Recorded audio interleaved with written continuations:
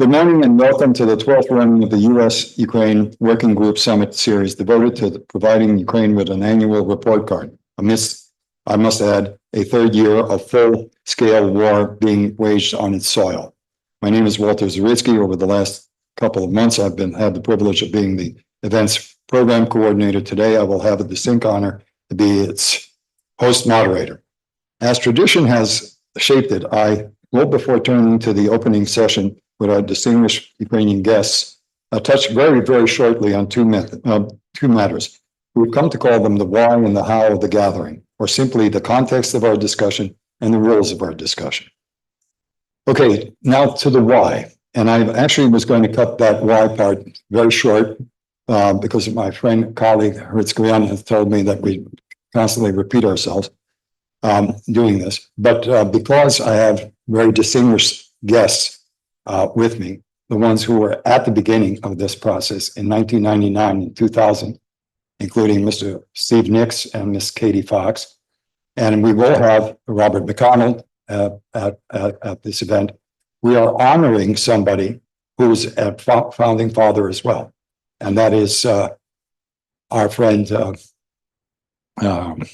Morgan Williams, who actually ran something very important for all of us, and that's the US-Ukraine Business Council. He was supposed to be present today as a special commentator, and he passed away this weekend. Robert McConnell, who is also part of the founding fathers and mothers of our events, will be speaking in his place, and we'll talk about Morgan's achievements in the economic field. So anyway,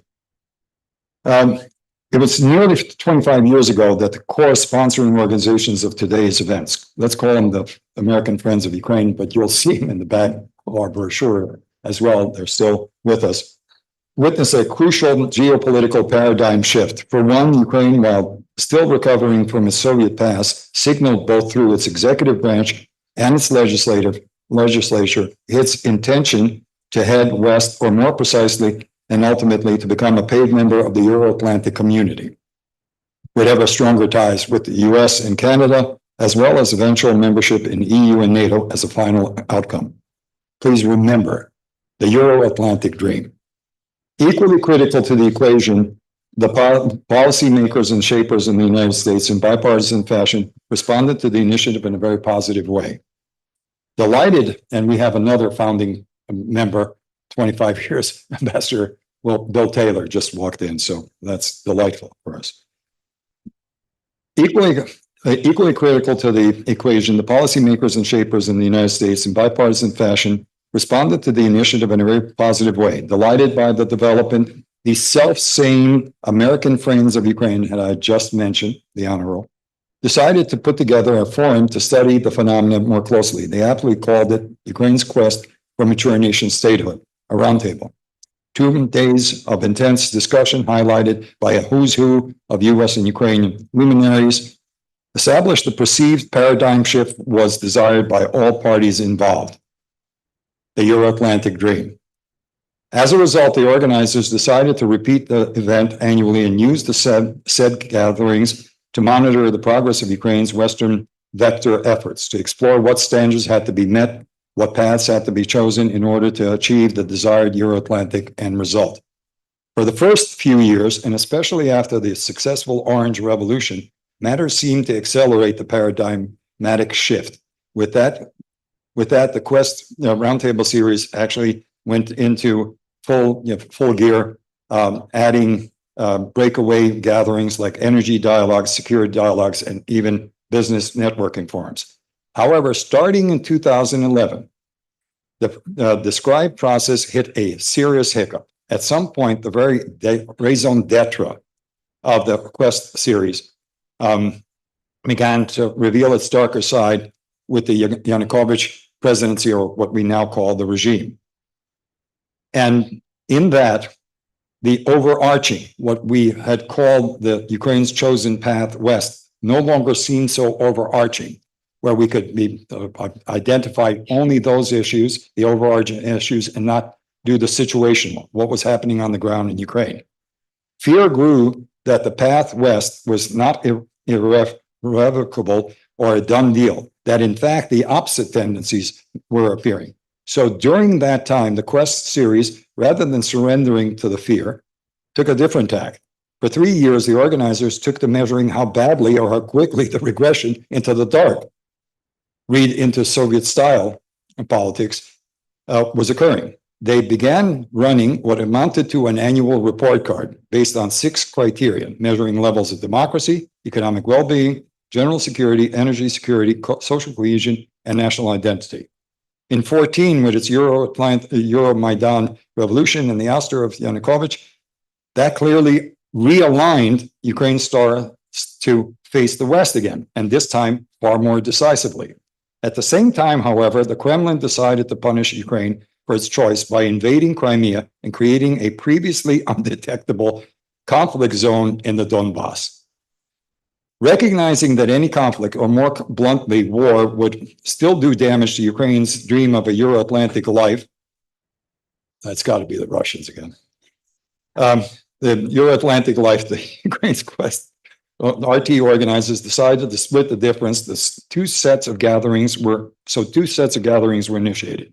The quest was still run and went back to exploring overarching issues, looking for ways to effectuate the long-desired move to the Euro-Atlantic future. And stay tuned, because in October, we're doing the 25th anniversary version, the 25th roundtable.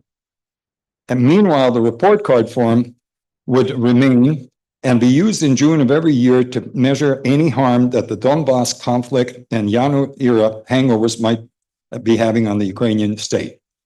Interesting, over the next 6 years, as we've looked at the report cards, over the next 6 years, as the fighting in Donbass turned into a trench affair in a faraway corner of Ukraine, and the memories of the old regime's junta faded, the report cards simply and actually turned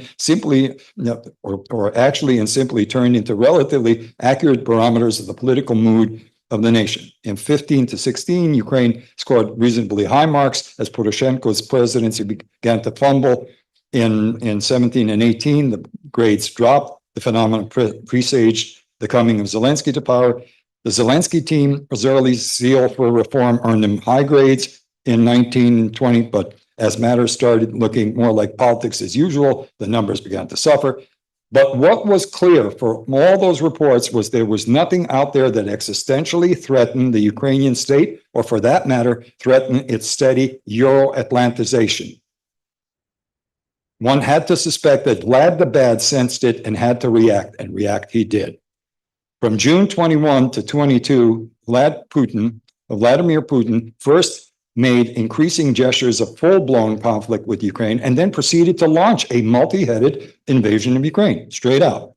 Hence, last year's gathering had to deal with, or 1922's gathering had to deal with the impact of war. From February to April 22, with Ukraine fighting for its very existence and all air transportation Ukraine gone, momentary thought was given the possibility of postponing the forum. But with the RU retreat out of Kyiv, as well as the every oblastny center except for Kherson having held in Ukrainian hands, and the COVID having taught forum organizers the joys of Zooming, Zoom 12 of 10 was held and on time, and produced one heck of an interesting report card in 4 categories: democracy, social cohesion, national identity, and, believe it or not, security. Graders graded Ukraine higher than they did in previous years. Okay, 1 year later, Summit 11, the war was still on, which is never good. On the other hand, the Ukrainians had launched a counteroffensive armed with the first of the advanced equipment that the West had promised to deliver. Additionally, one saw a deeper commitment to horizontal rather than vertical political, social, and economic structures, which both NDI and IRI mentioned in their wonderful presentations last year. And Ukraine lived through winter 22-23 without ostensibly suffering either Holodomor, lack of food, or Holodomor, lack of eating. So the grades held steady in every category, including economic stability and energy security. Another year has passed, and Ukraine is still at war. The last 6 months have not been easy. As General Clark presciently warned in the last summit we had last year, the lack of air cover prevented Ukraine's summer offensive from ever gaining momentum for a breakthrough. The rise and the fall of the US political season, plus the rumblings in the winter of Europe's populist wing of the political spectrum, initially created a logjam and eventually a potential fatal shortfall in supply of combat equipment and ammo. Hence, in the early spring of this year, with RU now on the offensive for the first time since the beginning of the war, the media, in a good number of quarters, began to what seemed to be a death watch with headlines like, is Ukraine losing? Will it be swallowed partially or whole? Who's next on Lad's execution block? So I come to the end of this. Fortunately, the situation in the US and Europe in late spring did change. The cavalry, though belatedly, was sent, and the facts on the ground began to speak to the matter. Indeed, in the last month, the Ukrainians have restabilized the front lines, redisplayed their impressive capabilities in land warfare, and presently showing remarkable and unforeseen, except by a few, prowess at sea and air. One headline yesterday touted the following: Ukraine war erodes Russia's grip in the Black Sea and the Mediterranean. This year's summit thus has its job cut out for it. What version of Ukraine is closer to the reality? The version that seemed in mortal danger a scant 3 months ago, or the version that seems to be currently chasing the Russian Goliath out of the Black Sea? Or does the truth lie somewhere in between? Hopefully, by the end of our discussions, light will be shed. And with that, I welcome you to our event. And with that, I welcome you to the first two speakers we have. The first will be a wonderful representative, the DCM of the Ukrainian Embassy, Denis Sienyk, who honored us by coming to our security dialogue this last February. And the second will be, you may have noted in the introduction, in the pamphlet, that we would have Mr. Litvinenko. Mr. Litvinenko has been called away. There's a lot of stuff going on, including today, there's been the issue of the US-Ukraine security pact that's going on. So with that, I hope that Mr. Denis may be able to shed some light on it. But the second speaker we're going to have is an honored hero, the winner of the Khmelnytsky medal, someone who's truly sacrificed for Ukraine. His name is Mykola Melnyk. If you don't have devices, he will get an instant simultaneous translation by our friend and one of our coordinators, Mykola Torielli. So I will pass it first to Mr. Denis. It's all yours, sir. Thank you, Walter. Thank you for having me, and it's a great honor always to be next to our defenders. And thank you for being here, Mykola, and thank you for everything you do and you have done for Ukraine. And Ukrainian soldiers are paying their ultimate price. And as Walter said, we have stabilized the situation in the Kharkiv region relatively, but we all know what price we paid for that. And the price was huge. And we still pay that price. And that's what Putin wants us to do, us meaning Ukraine and the West. It's a great day today, indeed. We've been preparing for this day for a long time. Our President Zelensky is meeting President Biden today in Italy, and indeed, great news will come, I hope, soon when we will sign the security agreement. I'm sorry I'm not able to talk in details about it yet before it is signed, but I just want to reassure you that that will be one of the strongest agreements we have signed, and that will be the exemplary one that will help other countries with whom we are still negotiating to make it easier for them to proceed. So far, we have signed 15 agreements, and the work is on. The agreement you will see will contain everything. It's ranging from the military assistance to defense capabilities and the commitment, the continued commitment to support Ukraine. So look forward to this meeting and the signature. Actually, there is a whole range of events, as you know, happening now is first, that's the meeting of our two presidents. Second, there is a G7 summit. And there are discussions, ongoing discussions on confiscation of Russian assets in favor of Ukraine.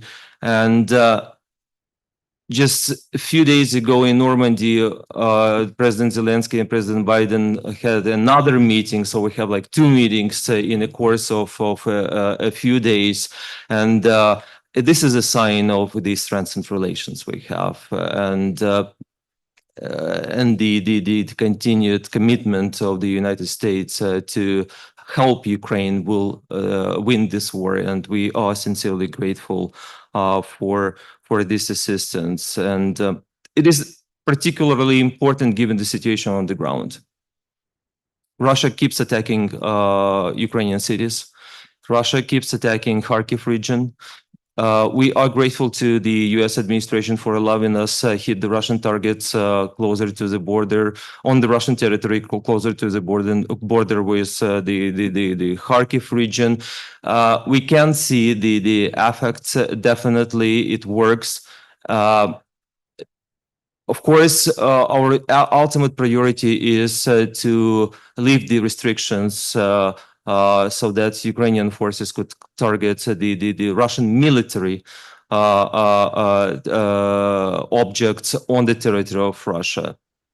Those they are using to launch missiles at Ukraine, those they are using to launch aircrafts that are carrying missiles and bombs, guided bombs, but in particular at Ukraine. And actually, the regrouping, using for regrouping their forces, that ground forces that attack our defenders in the whole front line, on the whole front line, which is huge. It's more than 850 miles.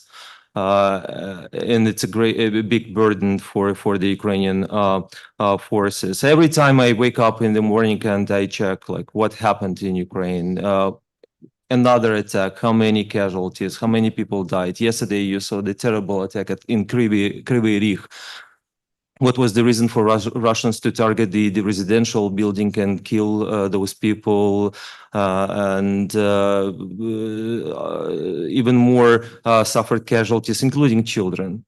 The reason is very simple. They want to intimidate us as much as possible and to kill as many as possible and to destroy as much as possible.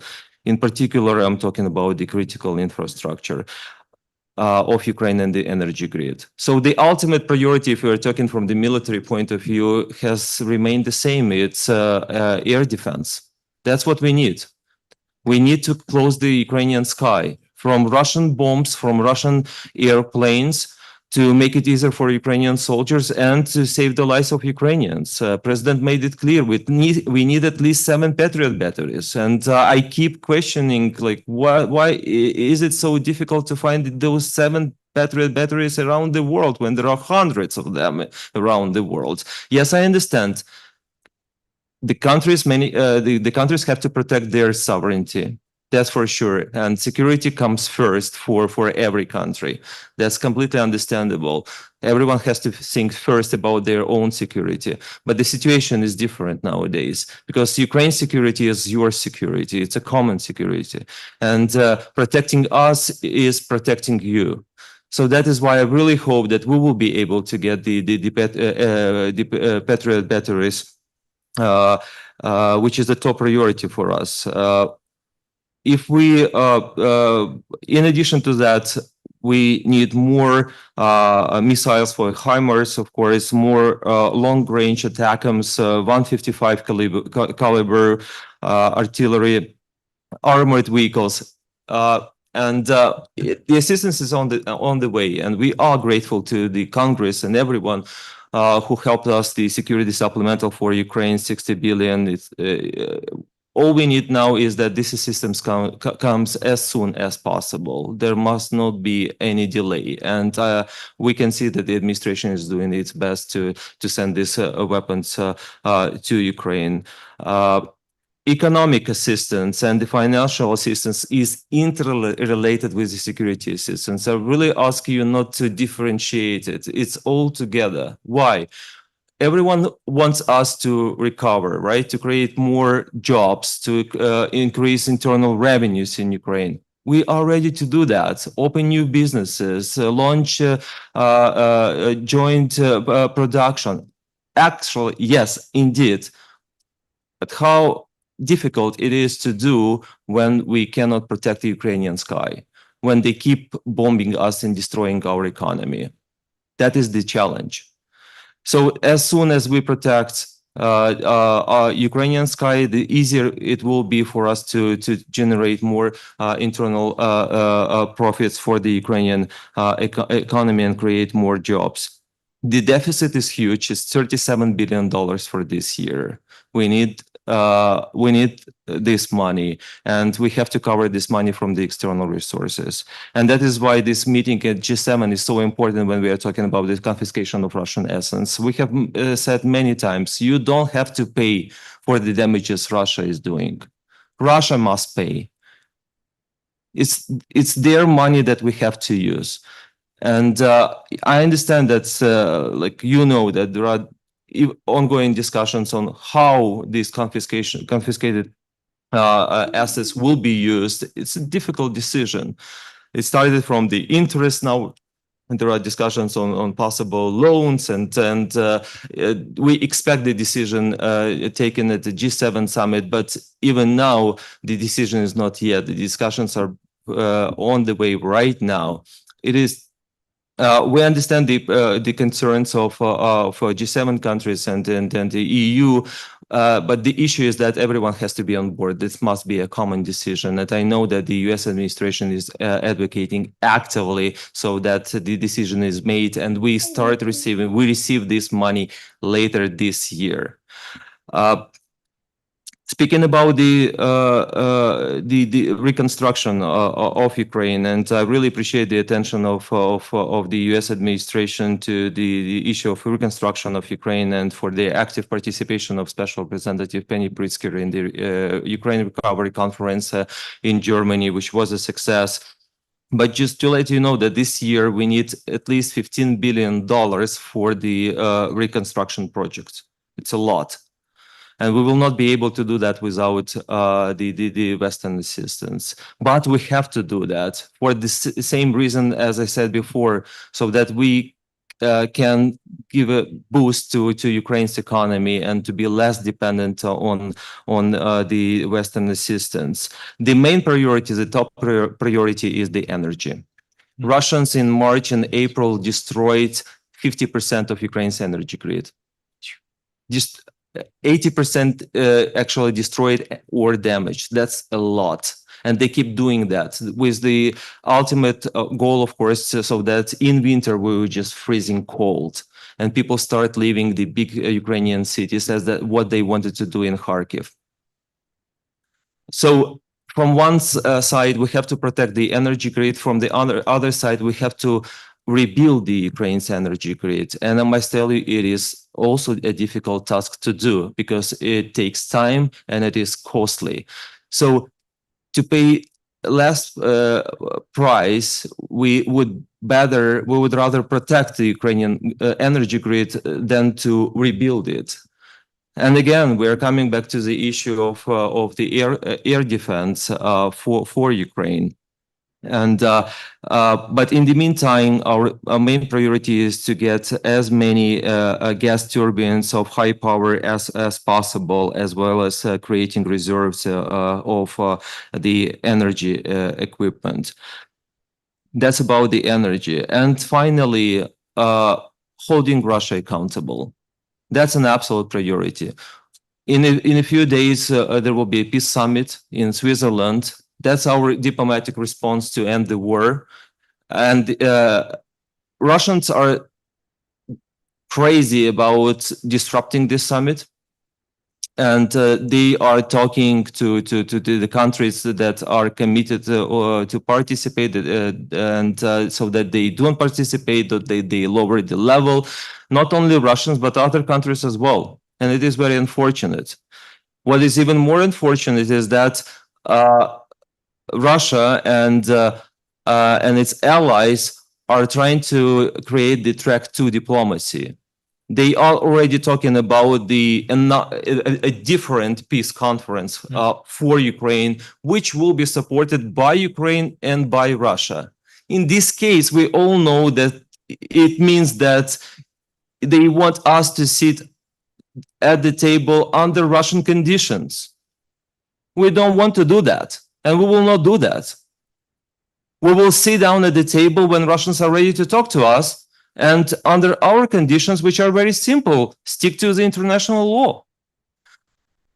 But I must tell you that it is a great concern if there is another proposal, alternative proposal, if an alternative proposal comes, and everyone will start talking about this second conference. We will have to do our best to make sure that there is no alternative, that our peace formula is the only peace plan available on the table. There is Ukraine's peace formula and there is a Russian peace, and we perfectly know what Russian peace is. And of course, we don't forget about the special tribunal for the crime of aggression and holding Putin accountable. We are preparing that. We are on the way. So when the proper time comes, Putin and his close circle and all responsible will pay the ultimate price. But before we do that, we need to strengthen our security. That's an ultimate goal. Speaking about the military assistance and speaking about the upcoming NATO summit.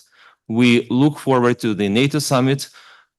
We are talking to the allies. Everyone knows our expectations. It's not a secret for you. This summit must be different from the summit we had last year in Vilnius. As simple as that. We hope that there will be new decisions on the military assistance for Ukraine and a new role of the alliance on that. But also we hope that Ukraine will become closer to the NATO membership. That's an ultimate goal for Ukraine, and we hope that this decision will be made in Washington, and we are doing on that. With not forgetting about Russian disinformation, Russian propaganda, everything what they do to brainwash you and people around the world, so that and just to kind of create the image that Ukraine is a failed case and there is no need to spend resources on Ukraine, and that everyone must take into account the Russian position and only Russian position, because there are those red lines Russia created and the fear of escalation and the threat and etc. We don't have to follow the Russian line. We just have to show our strength, and when Russians see the strengths, they act differently. If Russians see our weakness, they also act differently and more proactive and more aggressive, and that is something we hope that we all together we will not allow that happen. Thank you so much for your attention.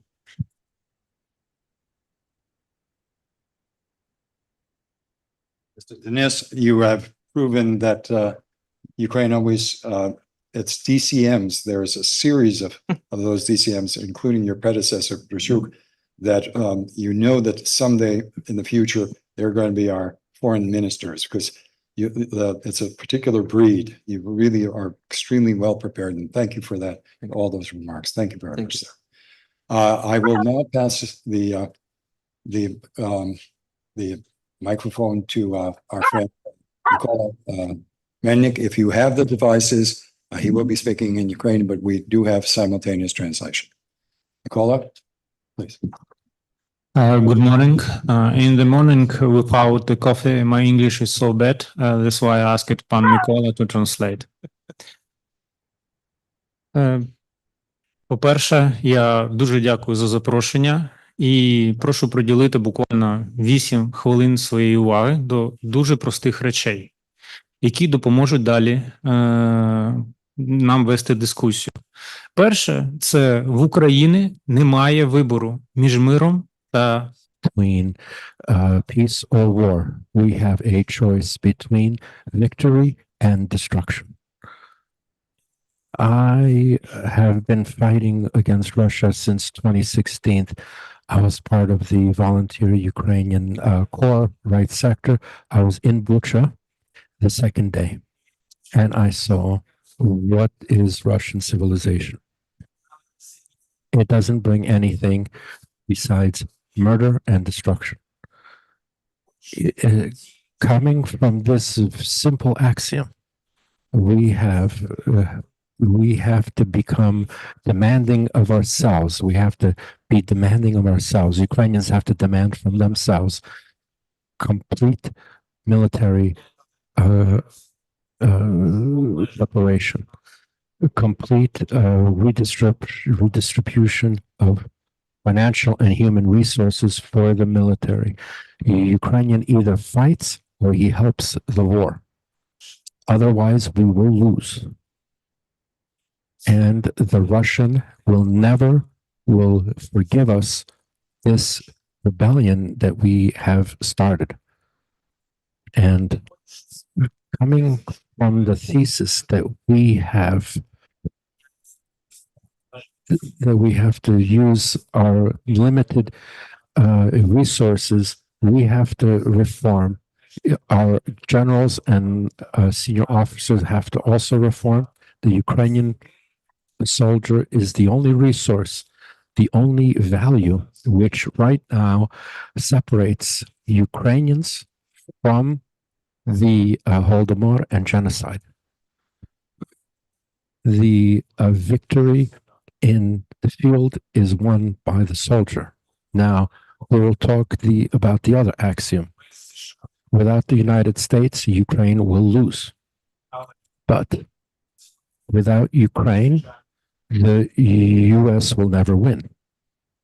Ukraine is a million-man army which is ready to fight with the Russians. There's no other ally of the United States has that kind of resource. And the US needs to answer the question. Do they want to continue fighting against Russia without Ukraine or with Ukraine? And the answer is understood. Russia will never stop. The whole history is expansion and destruction of the civilized world. And if Ukraine can't continue the struggle, all the problems that we have, all the debts that the Ukrainian nation has, will become the debts of American soldiers. It won't be any different. Ukrainians are holding the shield of freedom. They are demanding from our Western partners a sword to destroy our enemy. And right now, we're getting a kitchen knife, which only gives a hope to our enemies. This situation has to change. The United States should give us those weapons which they should be want to give to American soldiers. I am a commander of a Bradley company. I fought with American equipment. How in your idea, how ready were these Bradleys that were received in 2023? What percentage was battle ready? 15% only. For 2 months in forest areas, in the mud and in the rain. We had to use any sort of analog. We had to repair this equipment, and 10% of it wasn't repaired.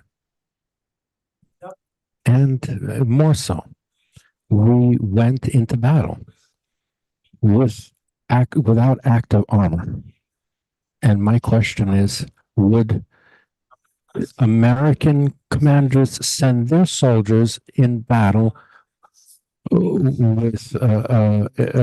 without active armor?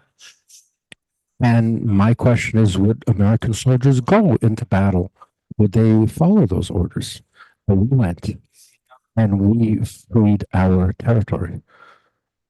That's why any sort of discussion has to develop around three columns. We have no other choice except victory. The United States and Ukraine are brothers in arms, and we can't continue to exist without each other. The Ukrainians have to demand the maximum from themselves to get something from the world, and the United States has to value the life of the American soldier, because this is the life of the protector of our joint values. Thank you for your attention.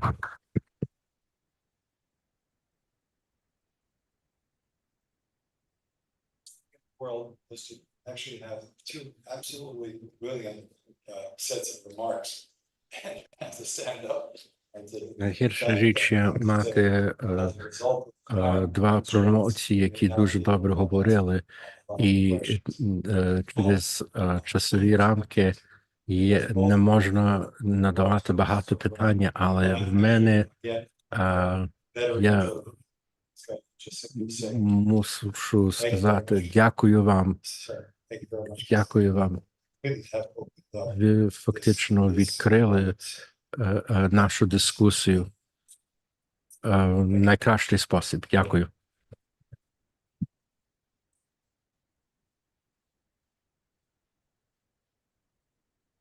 And at this point, having completed it, I thank you. Having completed the first session, our first highlight session, and it truly was a wonderful highlight session, I would actually now want to transition rather quickly, and I see Ambassador Taylor is here. Orest is here. I've seen Katie is here somewhere. Katie, yes, and Steve. Steve, if you can. I think we're going to be joined by Fatima and by Jason by screen. Yes, Andrew. Andre, once he's got his plugs, he doesn't hear anything. Are we going to be joined by on screen by both Fatima and by Jason? I know from Ukraine. Yeah, if you can, because I think we've got Ambassador Taylor. We want to do the grading. How do you want to do this? That's what I was going to actually. You're going to talk about that. No, I actually am. Yeah, to explain. Yes. That's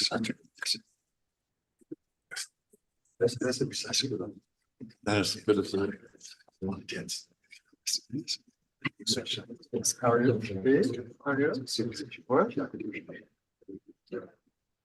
Doesn't matter.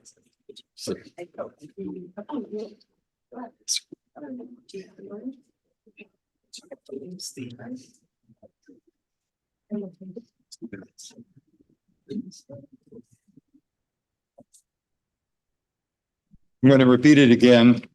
Yes, and if you can, please, we'll have a coffee break later on. Folks, would you take your seats at this point?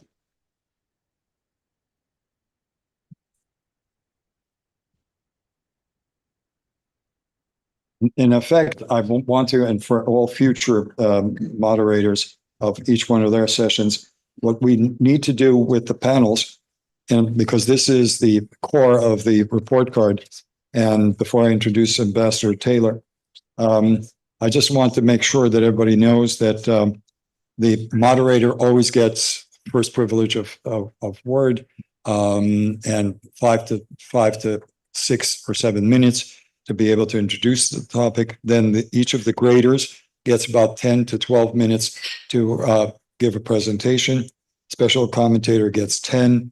And then at the end, There's going to be a question and answer because we've padded it. So it's about 85. So you'll get about 15 minutes worth of question and answer.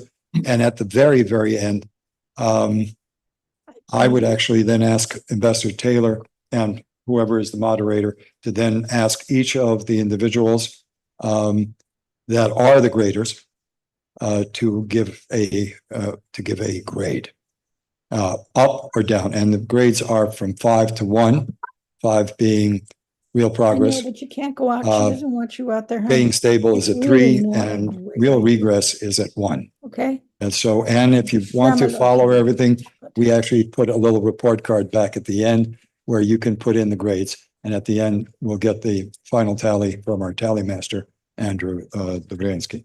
So with that, I simply want to don't want to take time. So when it comes to Ambassador Taylor, you may notice that it's Ambassador Taylor, Ambassador Herbst, Ambassador Courtney, Ambassador Popadiuk, and so on and so forth. These are the senior diplomats that we've had. And I can only honestly say, after the 25 years we've been doing this, U.S. diplomacy and the U.S. State Department, and what water they use, but the diplomats, the senior diplomats are the best in the world. And Bill Taylor is the best of the best. So with that, okay, Bill. It's clearly not true. Clearly not true.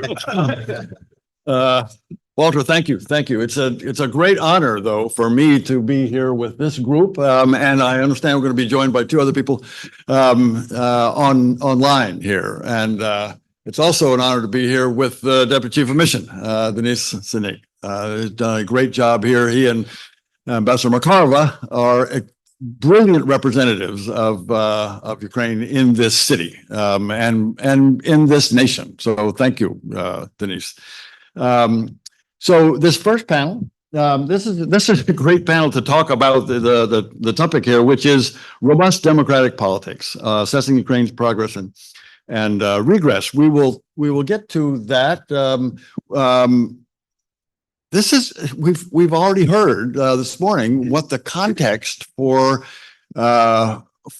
Ukraine and its challenge to exist in the first instance, to defend itself, to push the Russians out of its country, to just that being the goal for the Ukrainians, just to get the Russians out of their country. They don't ask for more than that.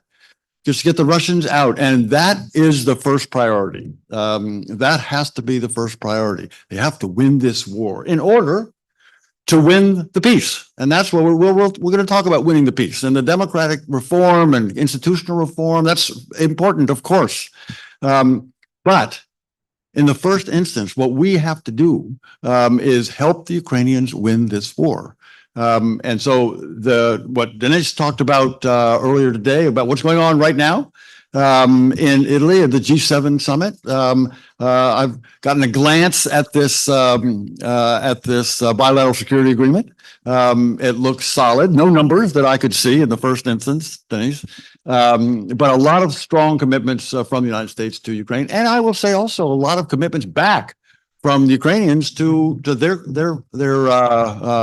content, their intent, their commitment to reform and to uphold their part of this bilateral agreement. So that's good. Denys also mentioned that there is a peace summit this weekend to which the Swiss have invited some 160 nations, and over 100 of those nations are going to be there. Last count. About 45 of those nations, of those 100 delegations, are going to be headed up by the heads of state or government. This is a serious discussion. It's not a negotiation. That's very clear. This summit this weekend is not a negotiation. The Russians are not there. This is not for the opportunity for the Russians to make their case. This is the opportunity for the Ukrainians and the international community to think through what a just and lasting peace looks like. What a just and lasting peace looks like. And that just and lasting peace has several components, which are going to be discussed this weekend in Switzerland, just north of Lucerne, by these 100 nations who are there and the 45 heads of state, including our vice president. She will be there. Things like commitment to UN Charter principles, independence, territorial integrity, sovereignty, the sanctity of borders. We ought to be able to get an agreement among these attendees at this peace summit to those kind of things, and things like humanitarian return. So exchange of prisoners of war, return of children, return of Ukrainian children who have been abducted by the Russians and taken in, for which we remember President Putin has been indicted by the International Criminal Court as a war criminal. And the return of those children will be important for a just and lasting peace. Nuclear safety and nuclear security is another one that ought to be able to be agreed by all the nations there. Food security ought to be able to be agreed by all theirs. So there's a lot on the table here in Switzerland this weekend. We're talking here about democratic politics. No better people to do this than Steve Nicks, Jason Smart, Dima Felice, who will be on the line with Jason, and Orest, who is always able to provide this thing. Katie, you get more time apparently because you're a special commentator. So. Steve, you just got back? Yes, sir. So why don't you lead us off? Sure. Thank you, Ambassador, and thank you all for joining us today. Ви чуєте мене, так? Все добре тут? Thank you all for coming today. Again, this is an honor to be continued to invited to speak to this important event. I want to divide my presentation into 3 parts. First, just share some insights from my recent trip. I returned 2 nights ago from Kiev. Secondly, I wanted to share with you some recent public opinion data to give you an idea what Ukrainians are thinking about various issues. And then third, the state of politics, in so much as you can talk about politics in a wartime situation. So first, again, just a couple of insights. Many of us who travel to Ukraine regularly, we're accustomed to certain things. We're accustomed to the air raids. We're accustomed to spending some nights in an air raid shelter. And we, like Ukrainians, people in Kiev every day, endure this. They get up in the morning after a few hours sleep, have a cup of coffee, go to work. That's what they do every day. But the electrical power situation is changing the dynamics in my view, because it adds another layer of things that Ukrainian citizens have to confront on a daily basis. So this time, after a few hours sleep in an air raid shelter, wherever you are, you have your cup of coffee, you go to work, but at work, there's no power. I can tell you the IRI office in Kiev, we're on the 8th floor, the lift doesn't work. You walk the stairs, it's getting very hot in Kiev, there's no air conditioning. So just not pleasant working conditions. So just, again, after some sleepless nights, you go to your office, any normal Kiev citizen, you face these obstacles. And so, as Janice pointed out, the Minister of Energy pointed out and conceded at the reconstruction conference in Berlin that 50% of electrical infrastructure has been destroyed. So looking forward, Ukraine is facing a very ominous winter, and that's what everybody's thinking about, planning about. Hopefully our European colleagues will step up and help in terms of providing additional energy for the grid. But again, it's I don't want to paint a bleak picture, but I'm just trying to paint a realistic picture of what ordinary Ukrainians face on a daily basis with courage and fortitude. Couple of numbers. I'm not going to do any slide presentations, just a couple of insights from a recent IRI poll. It's not that recent. It's March polling data, so it's rather dated, but still insightful. We'll be in the field shortly for a fresh poll, but a couple of key points about what Ukrainians are thinking. And this is important. This is what John McCain used to say to me all the time. It's like, this is not my opinion. This is not IRI's opinion. This is Ukrainian public opinion. It's important. We have to pay attention to it. A couple highlights. First and foremost, there's a sense of optimism. 88% of Ukrainians are confident that Ukraine will prevail in this conflict. President Zelensky's job approval remains very, very strong. It's not 91%, which is what it was the first poll we did after the war started, but it remains high in the mid-60s. After 2.5 years of war, that is phenomenal support for the head of station. And, it speaks volumes about his leadership in wartime conditions. Third, Vladko referred to the European dream of Ukraine. That is still alive. There's very, very strong and continued support for both EU membership and NATO membership. It's in the 80s. When we started doing testing on this during the Poroshenko administration, it was in the 30s. I mean, it's phenomenal what we see in terms of support for EU institutions. Elections, since we're talking about politics, there was some discussion some time ago about the possibility of holding elections. We measured this for President Zelensky, asked us to add this to the poll. The vast majority of Ukrainians, 80%, do not want to see elections until after the conclusion of this war. So that has been made very, very clear. There's been talk about the president's mandate has ended, but we're still under mobilization. We're martial law. Elections really are not feasible right now from a cost perspective, from a logistics perspective, due to the IDP situation. So I think we can forget about elections for the short term until victory is achieved. So that segues into politics itself. It's difficult to talk about politics in a wartime footing. What IRI is doing, we continue to work with political parties. This is what the core of our work before the war. It continues to be a big part of our work, along with local governance. Parties continue to meet and we provide training. Most of the parties are focused right now, not on political activities per se, but using their networks out in the field to provide humanitarian assistance locally. So they're raising money, they're providing humanitarian assistance, but remaining in contact, building their organizational structure while they help Ukraine get through this conflict. When the war is over, everything's going to change. And this war is going to transform every part of Ukrainian society, including politics. We anticipate new parties. The polling indicates that people want to see new parties. We predict that there will be tremendous interest in military veterans returning from the war, getting involved in politics, whether that just turning out to vote, working in campaigns, running for public office. We see a huge role for veterans.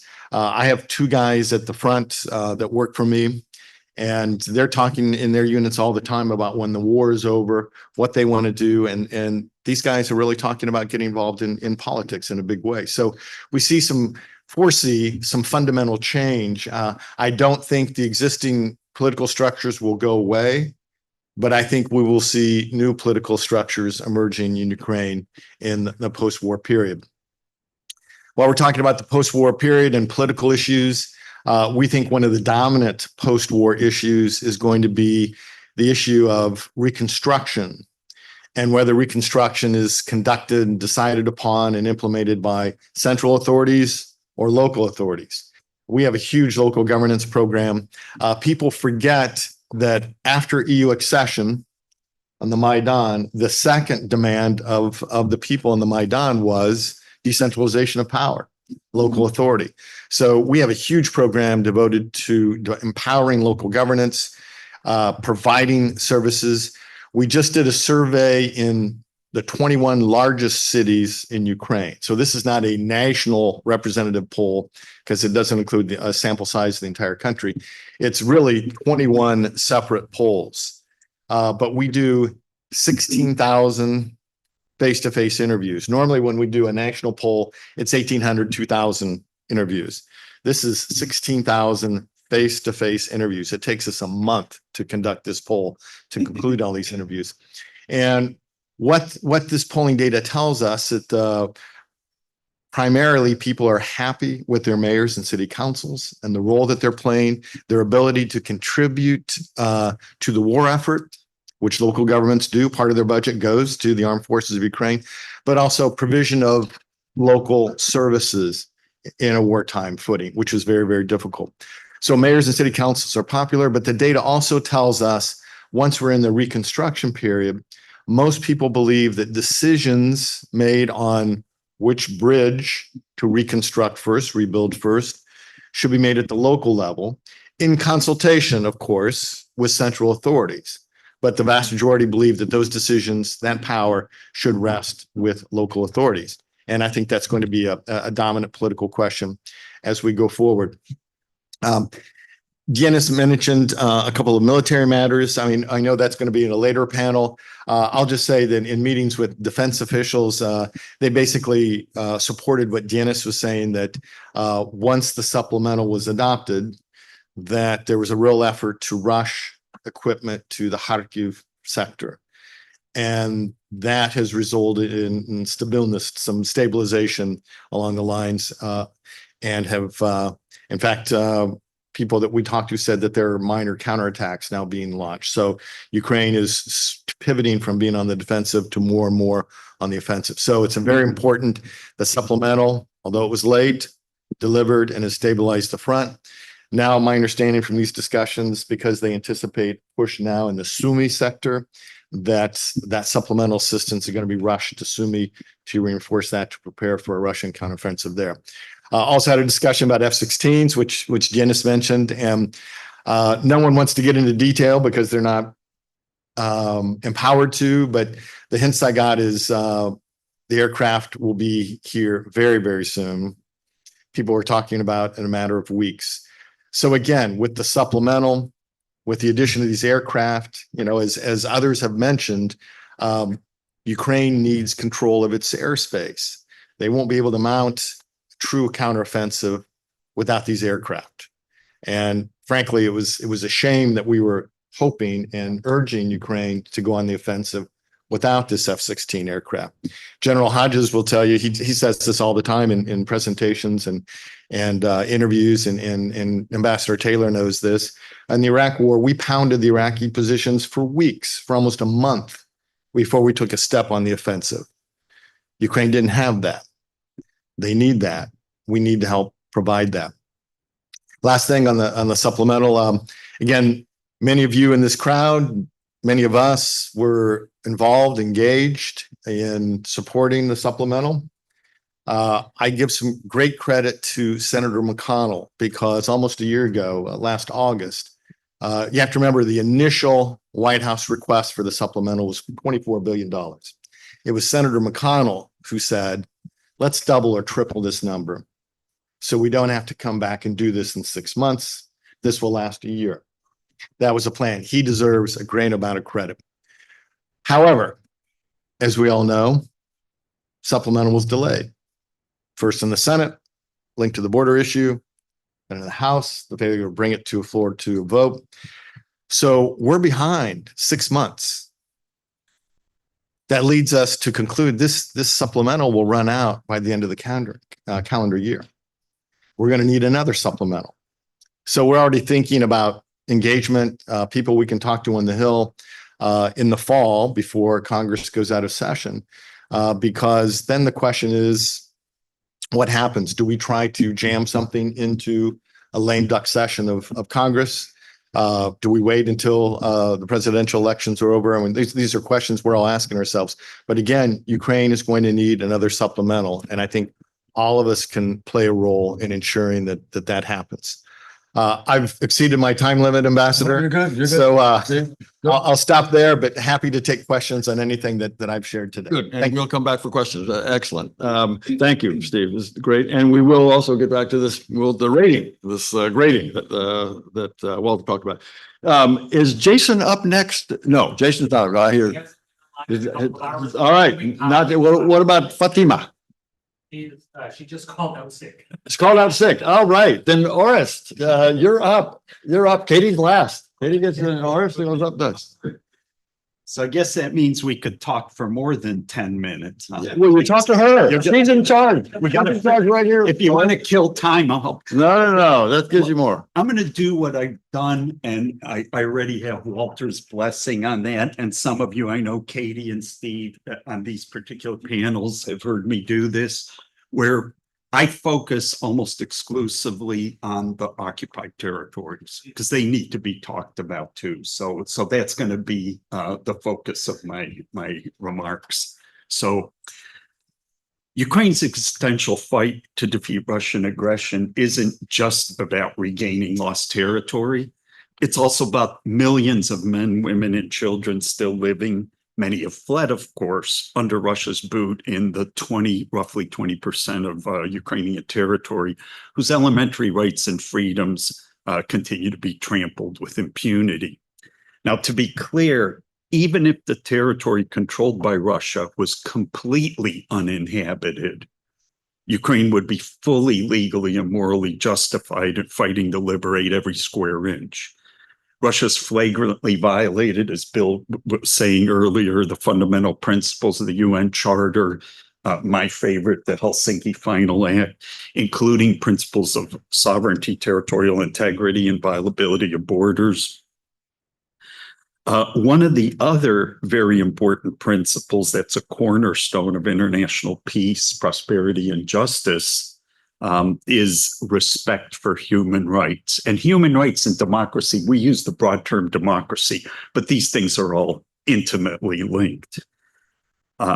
So Russia's abuses of human rights in the Ukrainian lands that it forcibly occupies are on a scale, I believe, not only not seen since Soviet times, but I think Stalinist times. They're that bad.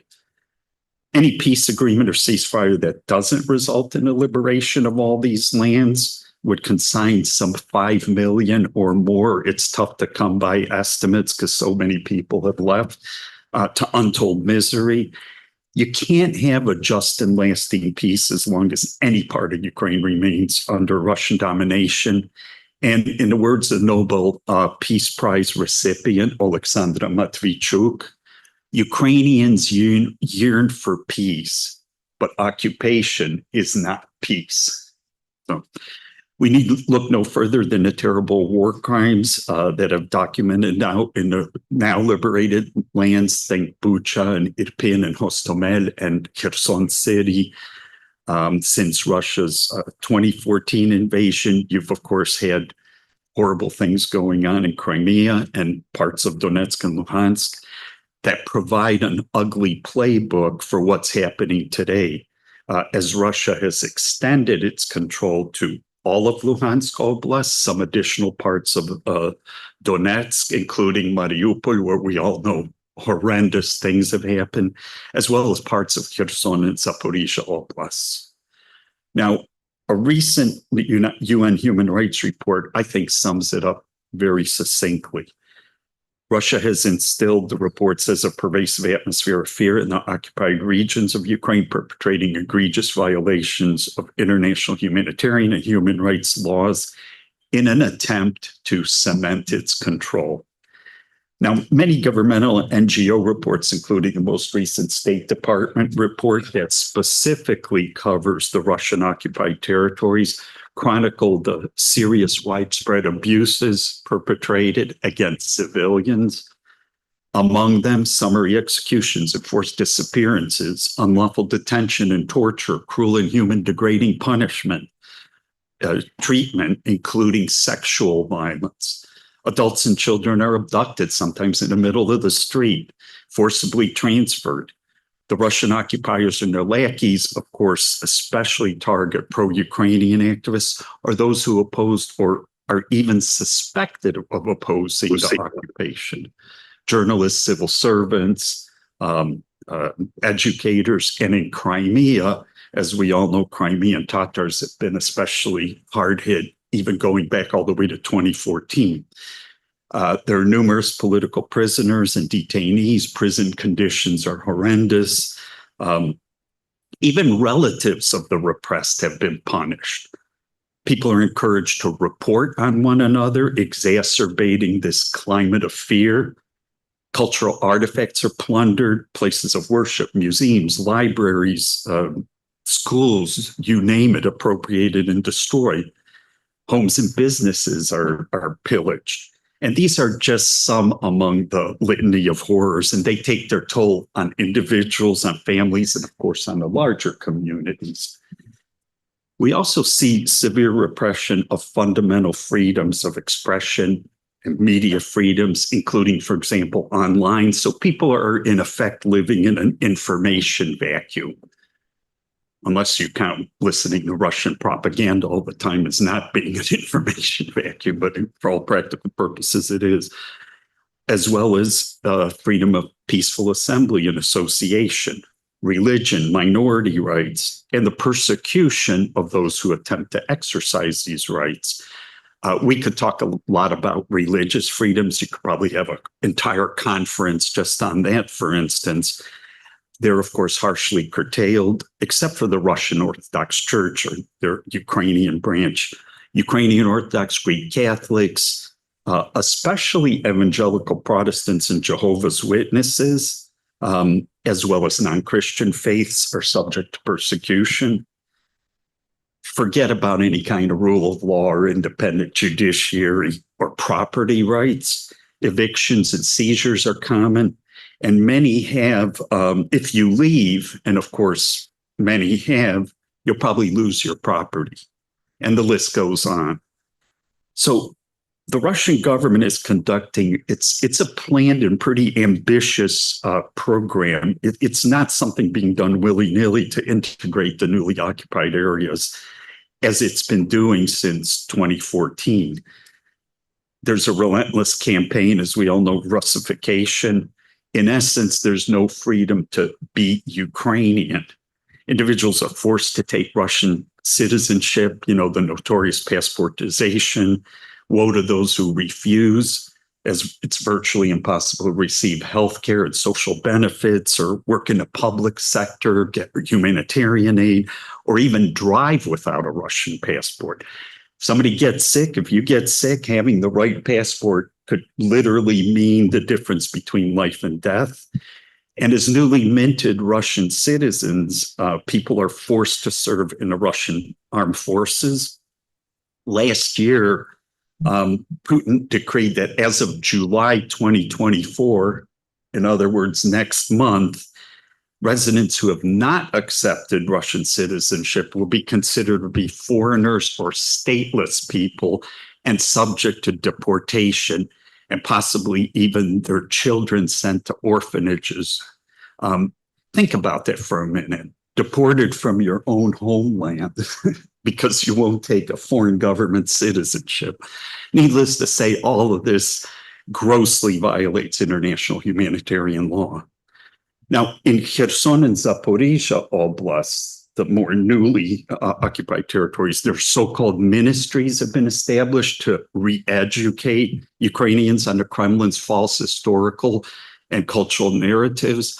Moscow satraps eliminate Ukrainian literature. They replace it with Russian propaganda, demonizing Ukrainians as vermin and neo-Nazis and allies of Satan and Lord knows what. They Russify the names of streets and rename them in cities, force businesses to change their signs or advertising to Russian. Monuments are built supporting the Russian imperial narrative. Additionally, Russians and minorities too from the RSFSR are being brought to colonize Ukrainian lands, just as they have been doing in Crimea quite successfully since 2014. As is so often the case, children bear the brunt with Russian curriculum replacing Ukrainian in schools and indoctrination, the rejection of all things Ukrainian. Russian military and patriotic education centers proliferate in occupied regions. Their aim is to prepare youth for military service. Children from questionable families are deported to Russia. I use the term questionable in quotes, of course. All these practices fall squarely in line with the Kremlin's genocidal attempts to eradicate Ukrainian cultural, religious, historic, political, and national identity.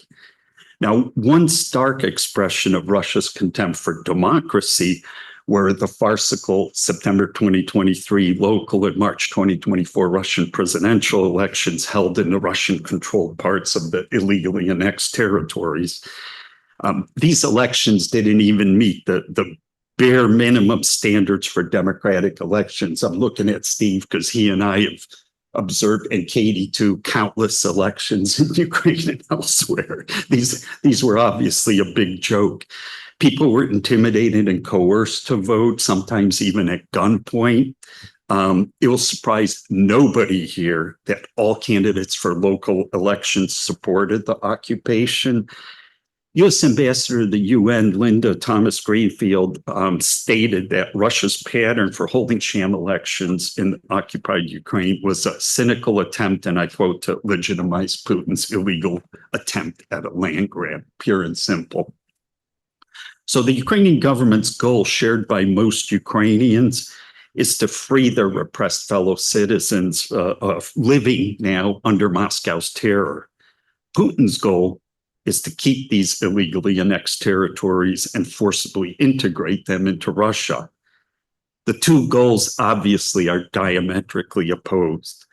So as much as we yearn for Ukraine to emerge victorious, we simply do not know what the future will bring. But we do know, I think, that continued Western commitment, that means additional supplementals too, vastly improves the chances that sooner or later Ukrainians in Russian occupied territories will be liberated from bondage and their human dignity will be restored. Now you tell me, I have about a couple more minutes where I could talk about the current situation, sum it up in free Ukraine. Okay, since I guess we have time to kill, I'll do that. Okay. So the contrast, I'm stating the obvious here, between Ukrainians living in roughly 80% of what I call free Ukraine, government-controlled Ukraine, and those living under the Russian yoke is like night and day. It couldn't be more glaring. This doesn't mean that free Ukraine's completely cloud-free.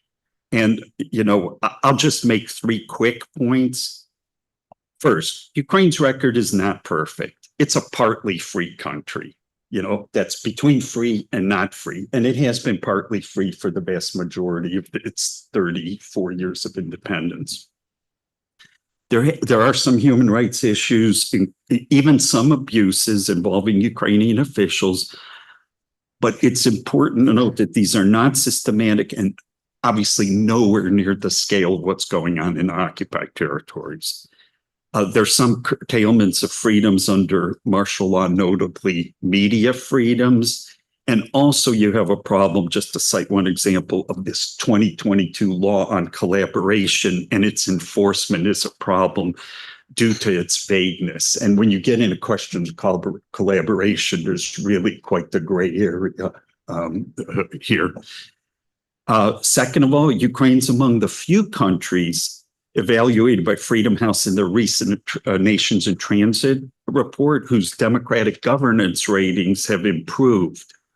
And mind you, this is with the war and martial law, with all the unbelievable national security and other challenges that brings. So there's really something to be said for them. And then the third point is, as Ukraine advances on its path to EU accession, and they have met or are well along meeting, most of, I think, virtually all of their candidacy requirements, it has made substantial progress in the rule of law, judicial reforms, and anti-corruption. But there is still a lot of work to be done to combat corruption and strengthen regulatory and law enforcement bodies, such as the Economic Security Bureau of Ukraine, to name one, and to further develop democratic institutions. So it's important that the international community and Ukraine's dynamic civil society encourage continued progress, because this too will help win the war. And I'll leave it at that. Orest, thank you. I will note you talked about the Freedom House evaluations each year. There were 3 years where they were free. But Not you part were of- ambassador. I didn't say that. But there was 2006, 2009. They were free. They were green on their map, on the Freedom House map. Just to make it clear. Haiti, please. All right. Is this one on? Yes, you can hear me. Yes. Thank you very much, Bill, and thank you, Walter. Before I start, I want to say thank you to Mykola especially, and to Denise. I want to say thank you for your service. Thank you for making the important point that you are fighting on behalf of all of us for democracy, since that's our topic here. As my friend Walter knows, I do not think it is appropriate for us to give grades and to judge Ukrainian democracy. our own democracy hasn't performed so well in recent years under the stress test of COVID and intense political polarization. We've seen such long-held societal consensuses, such as the belief that American elections are unquestionably have integrity, have just evaporate. And we're not under anywhere near kind of the stress that Ukraine is under in wartime. So I'm not going to give a grade. However, I do think that it can be helpful for us, the Friends of Ukraine, to help Ukraine strengthen its critical democratic institutions. This is the framing that I would raise, that I would use. We are strengthening the critical democratic institutions in a relatively new democracy in order to support Ukrainians' democratic victory. We are not judging. Okay, So what are those stresses on Ukrainian democracy and how can we help? Like Steve, I was just relatively recently in Ukraine and met with leaders of political parties, met with leaders of civil society, some think tank analysts, and also kind of a lot of just plain people who are my friends. So I want to raise two of the democratic stresses that are very commonly cited when people talk about Ukraine these days that I think are manageable. And then I want to raise a third, which I think is a real threat that we need to think about. The first one, that if anyone who's been to Ukraine and talked to political party leaders since, well, anytime recently, knows that there are complaints about the over-centralization of authority in the office of the president of Ukraine. This is, of course, driven by wartime needs, and it's very normal for the president, under martial law, of course, to take a bigger role, but there are complaints that this has gone too far and that the parliament, political parties, civil society, and others feel sidelined. And of course, the president's mono majority in parliament is long gone. There is, I think, a sort of a tacit agreement that parties will vote there will be votes across the board in favor of European Union accession issues, but otherwise there has to be a majority cobbled together on every vote. So that's a change. While I'm not dismissing the complaints about over-centralization in the president's office, we have to remember that the parliament still does function as a forum for robust debate. And also, I think that issue is quite fixable. We have to strengthen the countervailing democratic institutions, the institution of the parliament, of local government, of political parties, and of the courts.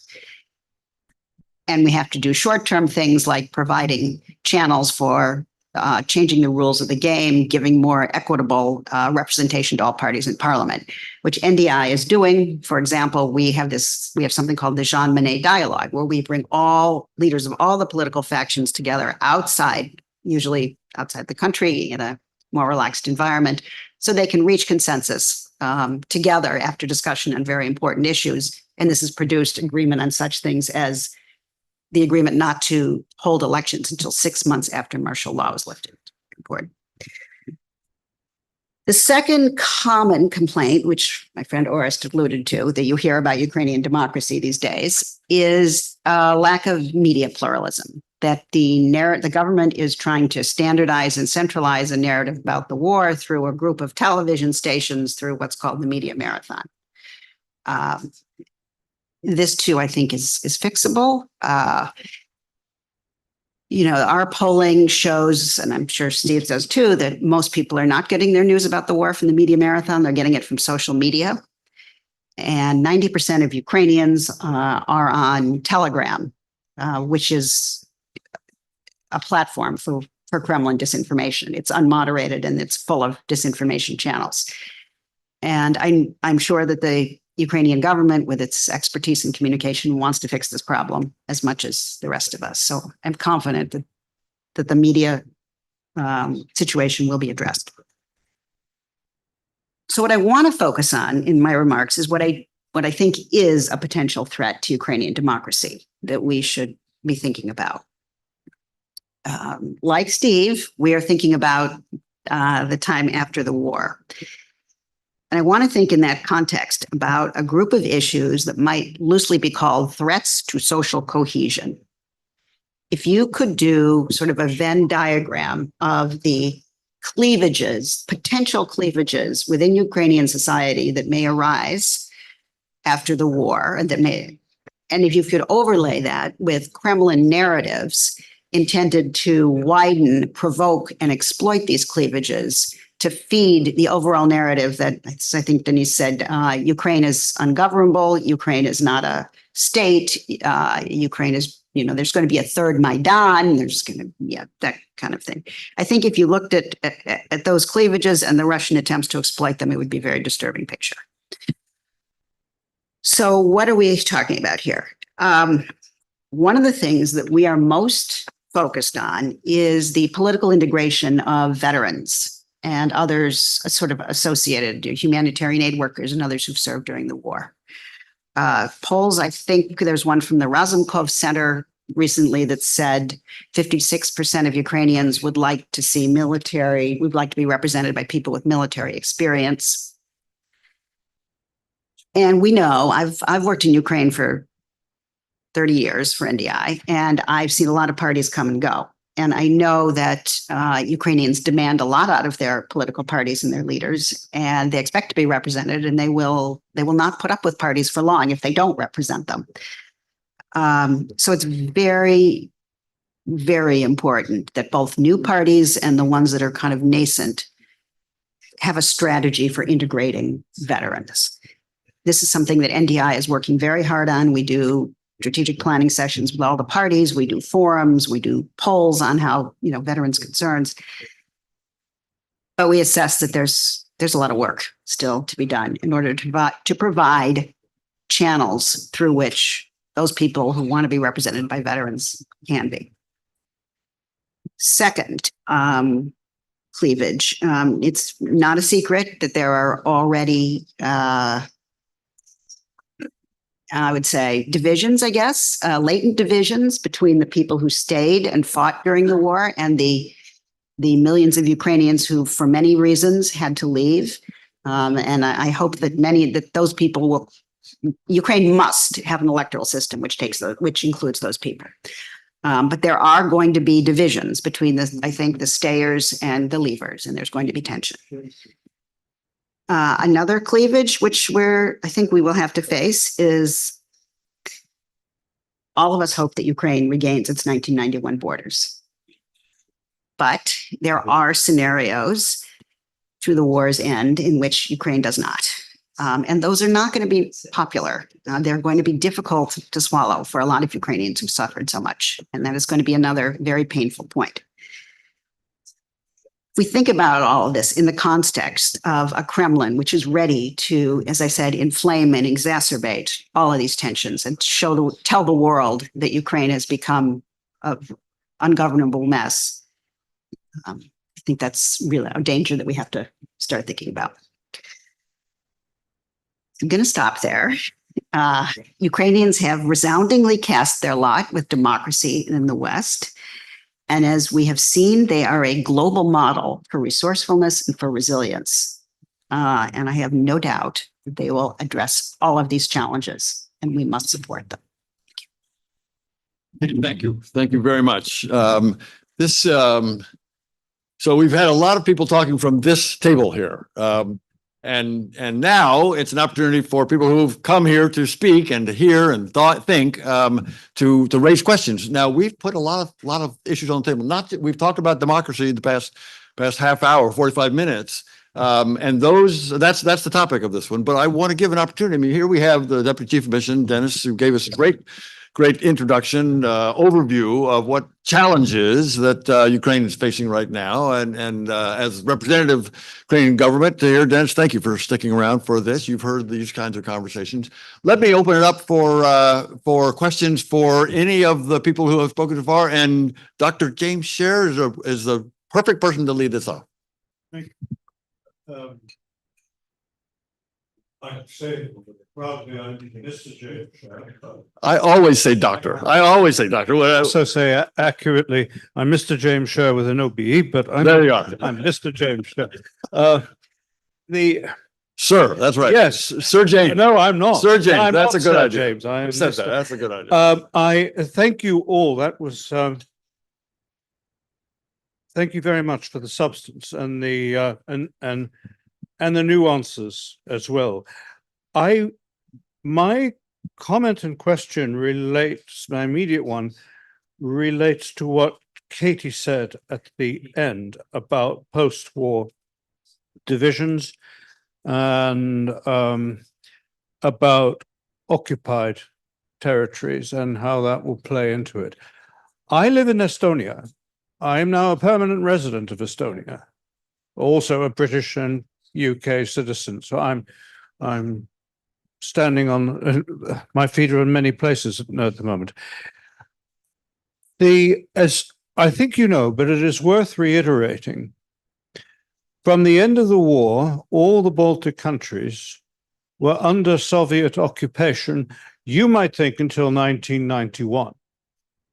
But we regard the occupation as having ended only in 1994, because it was only then that the last Soviet troops left.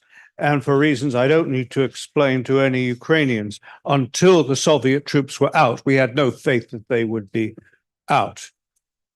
What was critical as far as the post-war situation was not so much the legacy of occupation, but the fact that whilst we were occupied, no legality was conceded to the occupation, that the Western governments did not recognize these annexations as lawful annexations, but there was legitimate representation of these countries outside the country. And the only comment I would make about this is, in the Ukrainian context, is that I know perfectly well that for military as well as political reasons, it is going to be even under ideal assumptions, it will not be possible to conduct a seamless campaign integrating the recovery of the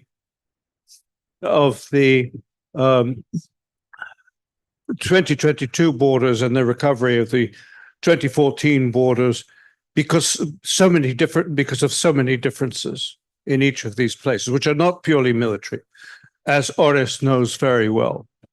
So there might be a gap between the one and the other, but it would be far better for the future and the present if Ukraine ceded territory de facto, then agreed to cede it in a formal agreement and in a document.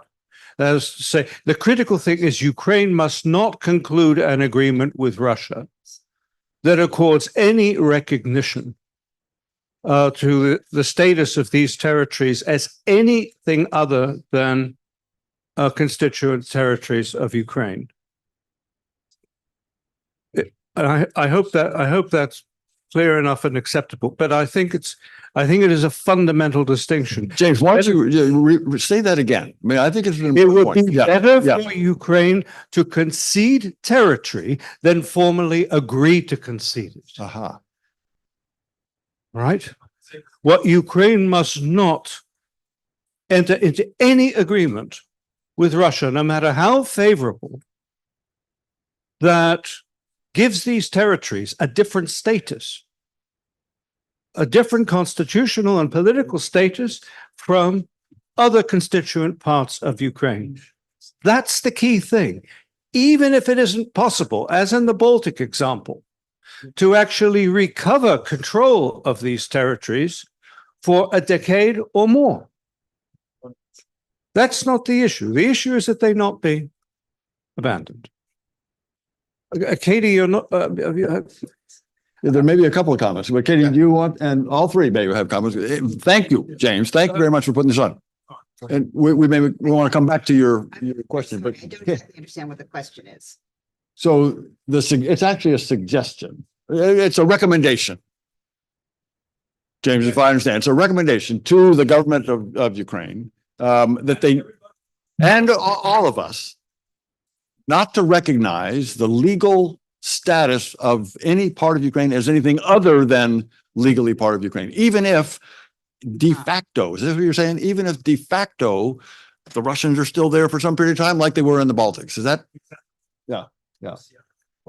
Yeah, go ahead. I would defer to a representative of the government of Ukraine on this point. And Denise, if you want to come up here and have a, or not. It's all right. I can be loud. I hope you will hear me. Never in my life I will think of any other status of Ukraine's territories rather than the territory of Ukraine. I cannot imagine that there will be like some conditions and conditionalities of the Russian presence on the territory of Ukraine. We have paid a huge price for this, and the only way is to get Russians out of the territory of Ukraine. Whether there will be, like as James says, like the Russians will stay for some time or not, well, I even don't want to think about it. I even don't want to talk about it.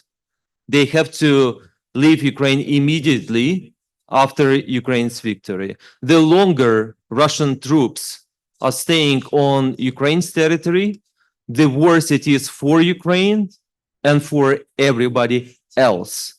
It's not only for the security point of view, it's also for the local population, local Ukrainians.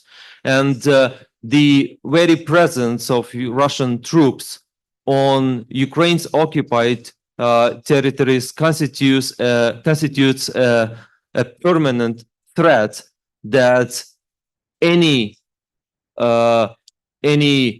possible agreement will be violated again by Russians at any time. And just to give you an example, since 2014, we had more than 200 ceasefire violations, ceasefire agreements with Russians, and every single one was violated by Russia. So I have no reason to believe that Russians will not violate any other agreement with Ukraine, or like, look at the grain corridor. It was brokered not by Ukraine, but by Turkey and the United Nations organization, right? And kind of worked. But again, Russians unilaterally stopped it. So doesn't really matter whether Ukraine negotiated directly with Russia or just it was the negotiations with Russians by Turkey or United Nations. Russia still violated it. And it took us really a lot of efforts with the Western assistance, the weapons we received to deblock Black Sea in August last year so that we can, use the grain corridor again. So my message is very simple, as I said. Cannot even imagine and talk about the Russian presence on the territory of Ukraine after the end of war, because it will constitute a permanent threat to Ukraine. And as a Ukrainian, I can just not imagine this scenario. Denise, thank you.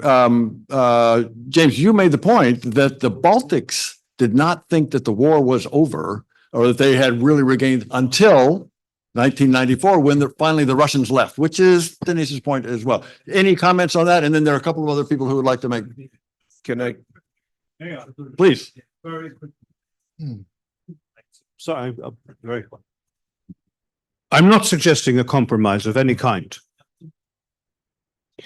During the Cold War, on the inner German border, between what was then the so-called GDR and the Federal Republic of Germany, the Russians violated that border in different ways, more than 150 times. But at that time, West Germany was part of NATO, and NATO responded on every single one of those occasions.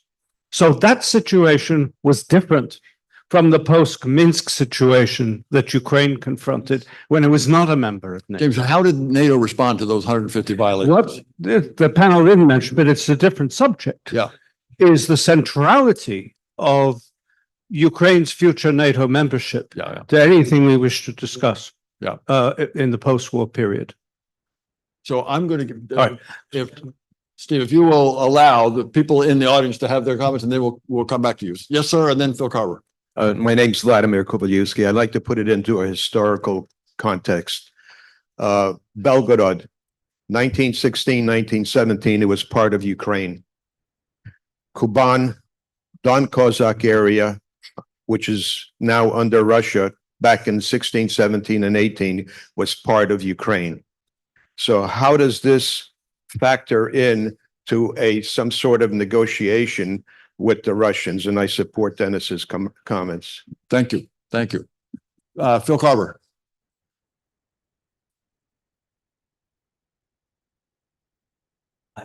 Thank you. Great panel. I'm particularly impressed with the polling data that was shown. It struck me in listening to this last exchange. In several months, Ukraine will now have been under active Russian aggression. The war started in 2014. We need to recognize that it didn't start in 22, but active Russian invasion.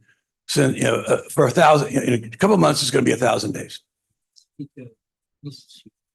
I've always been impressed by Sun Tzu, Thucydides, Machiavelli. They've argued that against long wars. I think Thucydides said it best, to paraphrase him, that democracies and long wars don't get along. They either lose the war or they lose the democracy, or as in the case of Athens, you lose both.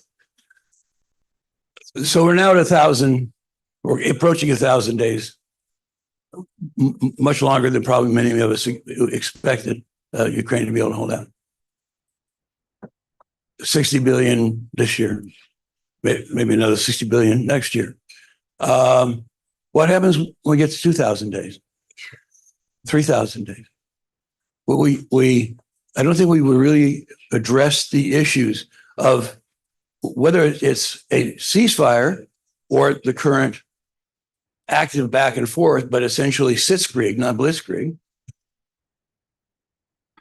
There does not look like, I was deeply impressed by the reports, the 3 reports by Mykola, Melnyk, and those who haven't read them ought to, on what went wrong with Western equipment, what went wrong with the counteroffensive, and what the challenges Ukraine has going ahead.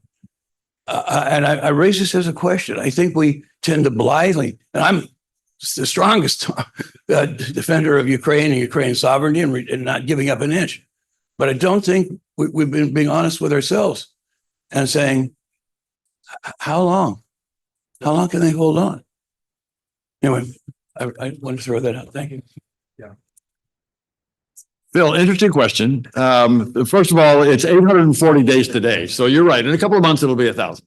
But your general point is exactly right. And when you talk about 1,000 days or 2,000 or 3,000 days, that suggests that just this extension of kind of the current situation, right? And we want to change that. The question is how to change that, right? We don't want, Ukraine doesn't want, and the West doesn't want, NATO doesn't want this to go into the next year or two. I mean, what we ought to be shooting for is correcting the problems of our military supply, enhancing our military supply so that the Ukrainians can take the offensive again. And at some point, the Russians figure out that they can't win this. They can't win this. And that's what we have to push and talk, to talk about an forever, the Russians their only hope is to wait us out. And if they think that we're going to get tired, or that the Ukrainians are going to stop fighting, or that the Europeans are going to give up, that's what they're hoping. That's what the Russians are hoping for, and we have to demonstrate that that's not the case, and that we can reinforce what we're providing those things. But Dennis, I don't know if you want to say anything. Just a small remark. Yeah. We're talking about 840 days, Yeah. but in fact, guys, the war has been there since 2014. Yeah. It is the 11th year of war. That is the longest conflict in Europe in the 20th century. And it is still on. And I really want you to remember this, because when we are talking about the events of 2014, people started dying in 2014. We all remember what happened in Ilovaisk, in Debaltseve, in other Ukrainian cities. There was the same hell in eastern Ukraine that Ukrainian soldiers are undergoing these days. Nothing has changed. The scope of aggression, Russian aggression, has changed, indeed.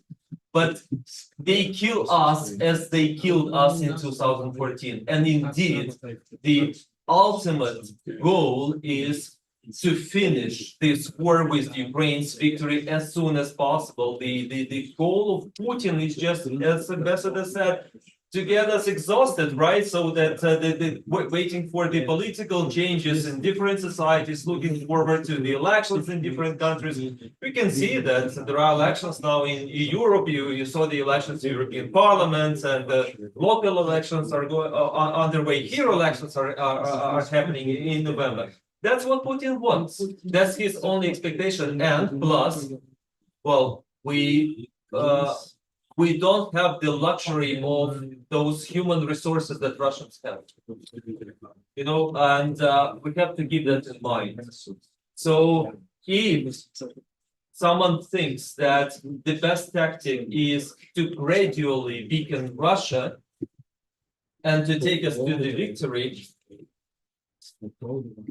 I can hear that, but the issue is that we have to weaken Russia immediately and not to do that gradually, because simply we are talking about the huge country with huge resources, human resources, economic resources, military resources. Russia does have time. We don't have that time. And that is why, as I said, we must treat, sorry for it, I'm not teaching, but that's what I think. We must treat the Ukraine security as our common security, and to give Ukraine all the necessary resources we need to finish this war, because this war has impacts already on the global security, and the impact will only become bigger day by day. Denise, thank you. Thank you. So I have a lot of people who would like to be heard.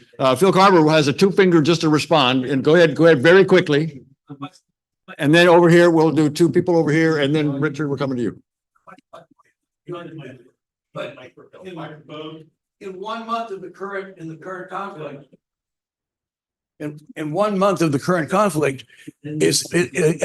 Ukraine has lost in casualties more than all the casualties suffered between 2014 and 22. The intensity of this conflict is not well understood. I don't think we understand how intense that this conflict is. For example, we talk about going into production in the United States to produce 100,000 artillery rounds a month. In one day, Russia fired 80,000 rounds. We are not appreciating the intensity of it.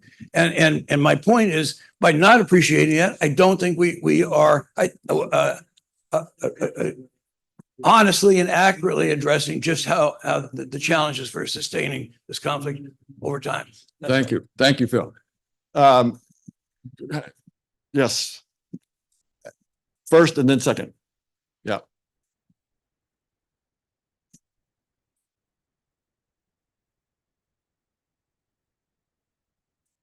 Thank you.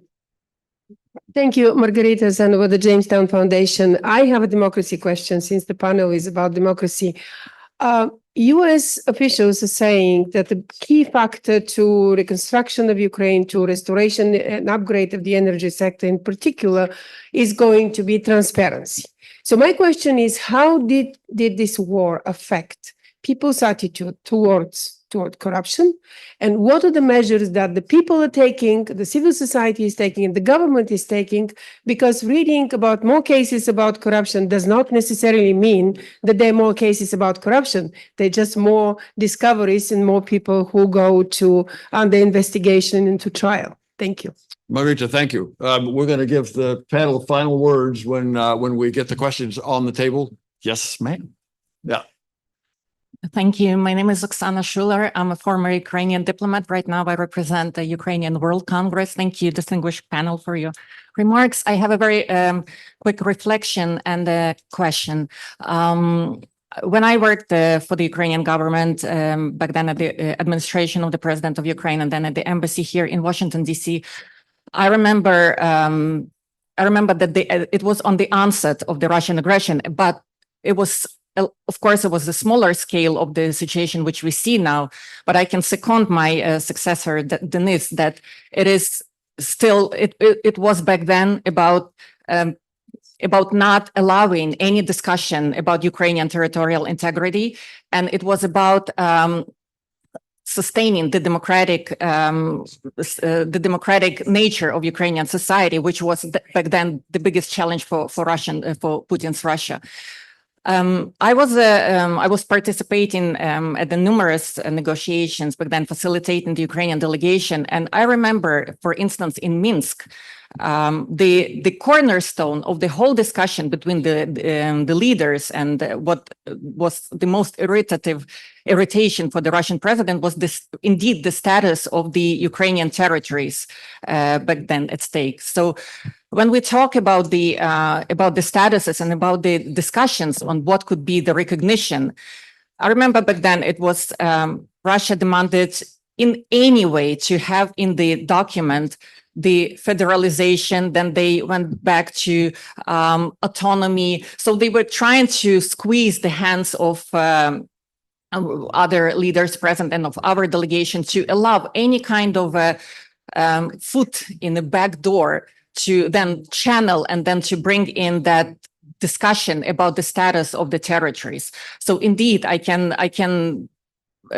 second on Dennis' comments. We cannot allow any room for discussion on the status, on the territorial integrity for Ukraine, because Russia will exploit it, and as they did back in 2015, and then that actually stalled the whole Minsk process, and they were not allowing Ukraine they were not implementing the agreements back then, and they will not implement any sort of agreement if they will not get this room for discussion on the status.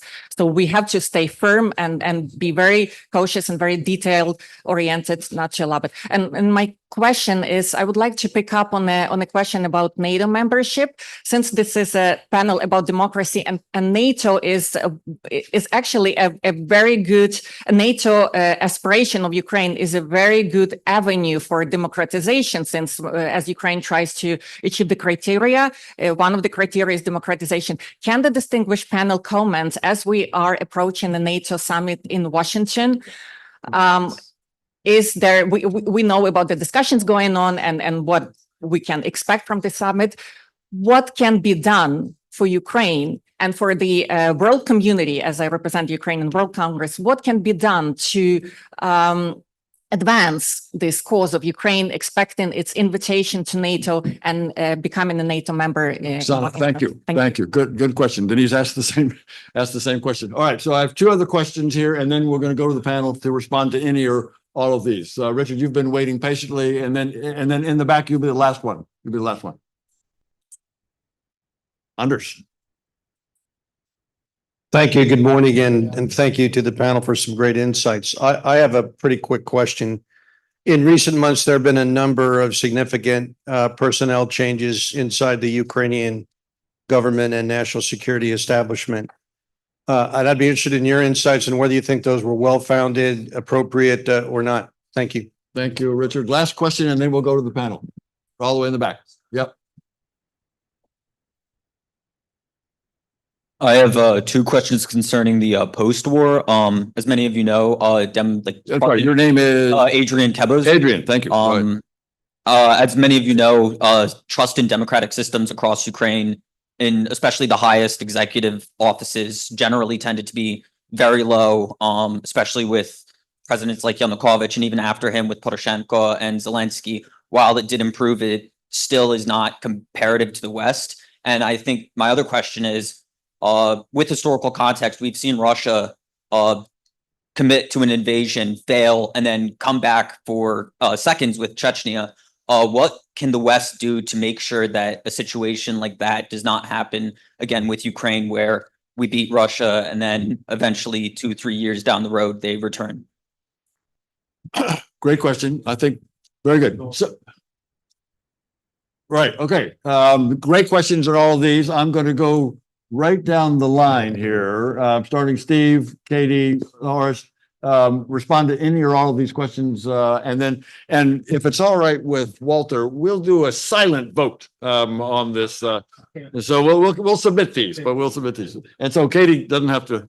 Yes, Steve, responding to any of these. Okay, panel has 2 minutes to answer like 5 questions and make statements. Okay, thank you, Jacqueline. I just want to address this question that's been raised about borders, boundaries. We do regular polling for President Zelensky and his team. His team asked us to formulate a question to ask the Ukrainian people, what's the objective? What's the mission of this war? How do you define victory? We formulated the question this way. What should the borders of Ukraine be at the conclusion of this war? The vast majority of Ukrainians say a return to the borders of 1991.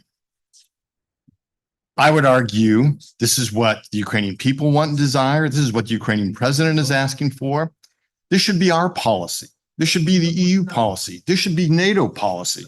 Return to the borders of 1991, period. Nothing short of that, nothing different from that. That's what we should be gearing our efforts. That's how we define victory. That's how the Ukrainian people define victory. That's what we need to do to achieve victory.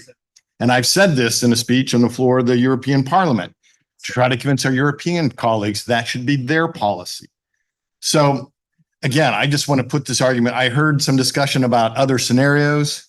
I'm speaking individually. I'll go ahead and say this on behalf of IRI. I don't contemplate any other scenario than a return to the borders of 1991. Thank you. Thanks, Steve. Okay.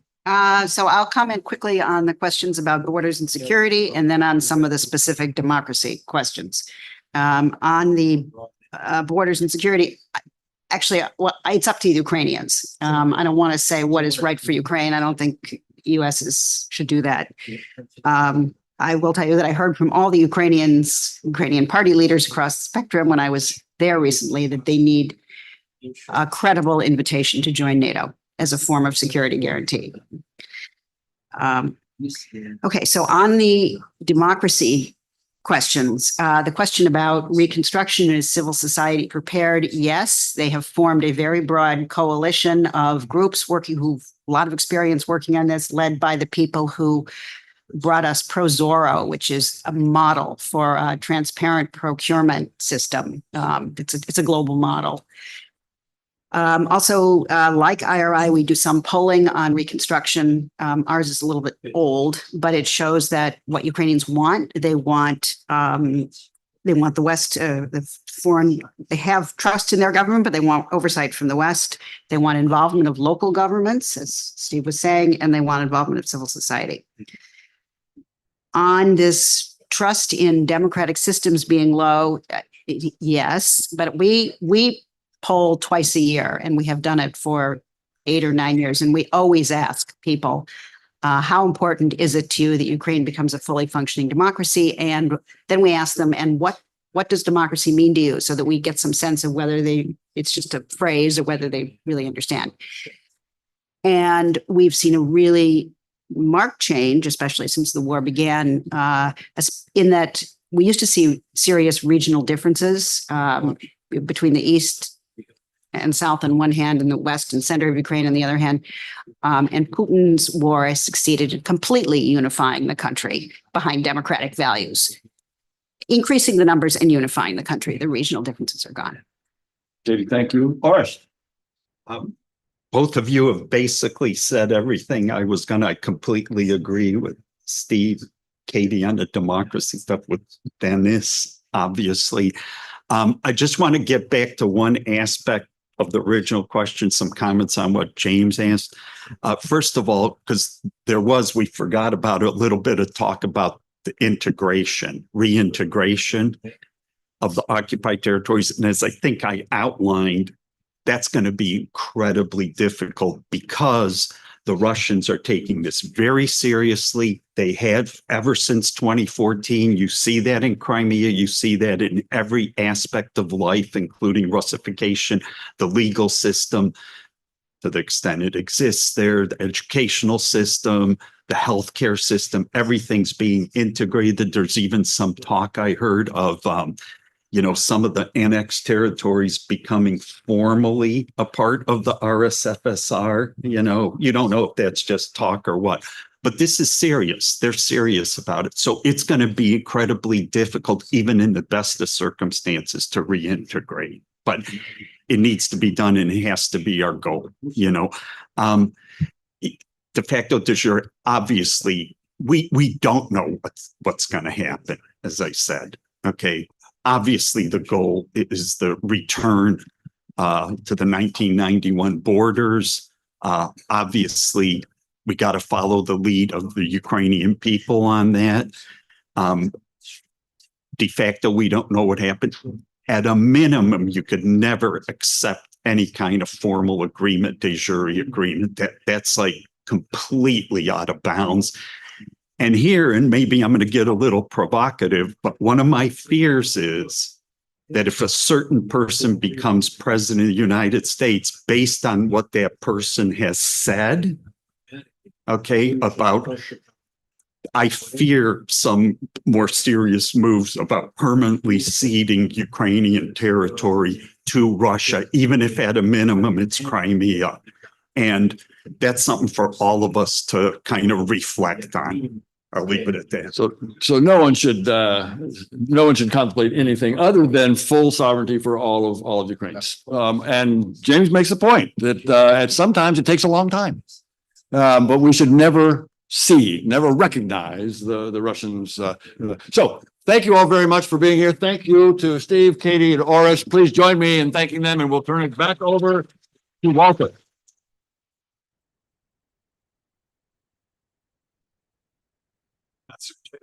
You did it. I love them. Wonderful. Thank you. Thank you for the panel. Thank you. And I saw that was good. This was wonderful. This discussion was like having a great.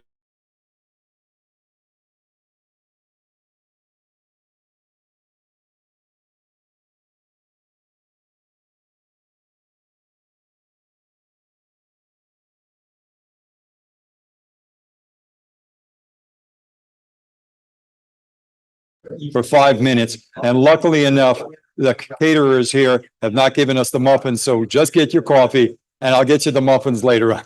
Okay, 5-minute break. Thank you.